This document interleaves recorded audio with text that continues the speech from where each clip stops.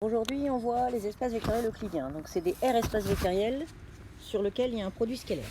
Donc, je vais d'abord définir ce que c'est qu'un produit scalaire. Et puis après, on pourra définir ce que c'est qu'une norme euclidienne, qu'une base orthonormée, qu'une base orthogonale, tout simplement. On pourra faire des projections orthogonales, etc., etc. Donc, ce que vous faites déjà dans l'ensemble des vecteurs du plan et de l'espace en physique et en SI, on va pouvoir reproduire ce type de fonctionnement sur des espaces plus gros, de dimension n notamment. Alors, c'est parti pour la première définition. Donc, on est ici, définition du produit scalaire, la définition 1. Donc, on prend un R espace vectoriel, noté E, et un produit scalaire sur E, c'est une application qui a un couple de vecteurs de E, va associer à un réel, et qui vérifie les propriétés suivantes.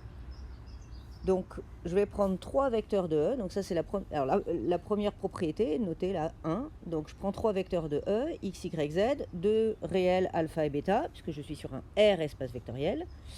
Et donc, je vais calculer l'image de alpha x plus bêta y, virgule z. Donc, c'est bien un couple d'éléments de E par mon application phi. Et si phi est bien un produit scalaire, l'image de ce couple-là doit être la combinaison linéaire des images, donc alpha phi de xz plus bêta phi de yz.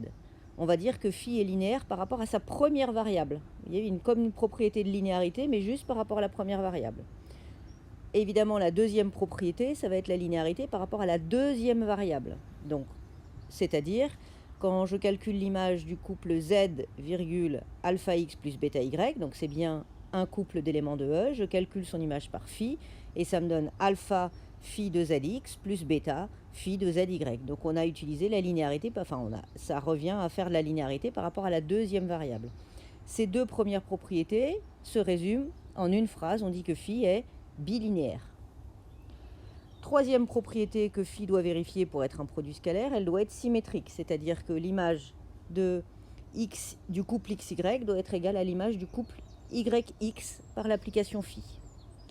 Et enfin, quatrième et cinquième propriété. Donc quatrième propriété, on va dire que phi est positive, et ça signifie que l'image du couple xx par l'application phi est toujours un réel positif. Et enfin, dernière propriété, phi est définie positive, définie on dit aussi, l'image du couple xx sera nulle à la condition nécessaire et suffisante que x soit le vecteur nul tout simplement. Donc quand vous avez un tel produit scalaire sur un R espace vectoriel, on dit que E muni de ce produit scalaire est un espace pré-hilbertien réel.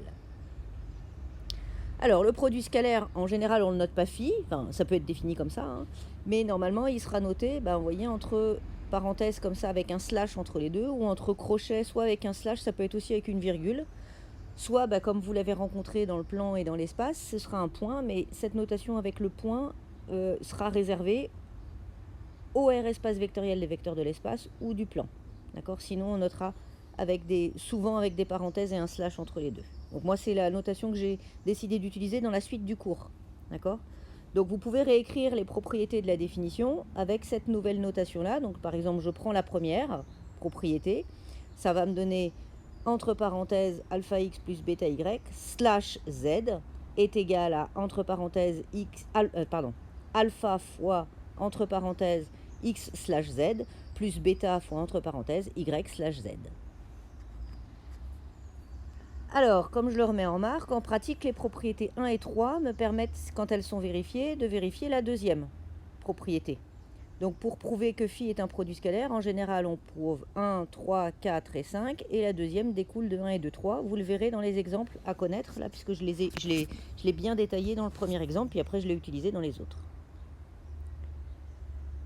Alors, les règles de calcul. Donc, si je prends, toujours dans mon espace pré-hilbertien réel, si je prends un vecteur x quelconque dans E, si je fais son produit scalaire avec le vecteur nul, dans un sens ou dans l'autre, ça doit toujours donner le réel nul.